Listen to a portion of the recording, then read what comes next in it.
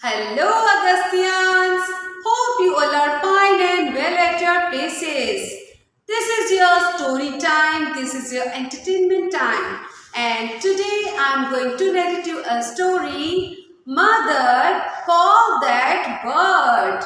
So get ready to enjoy this beautiful story. Mother, please call the bird that lives on that tree. Mother, please throw the bird some grains so that it comes to us. Mother, Mother, I want to see how the bird eats the grains.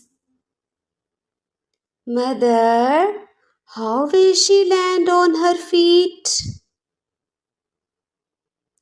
Mother, how will she walk on the ground? Mother, the bird might be thirsty. Let's put out some water for her. Mother, the bird is so beautiful. Mother, I want to listen to her song. Mother, I want to see how she dances. Mother, I want to play with the bird. Mother, the bird's feet are bare. Let's give her shoes, please. Mother, the bird has no clothes. Let's sew clothes for her.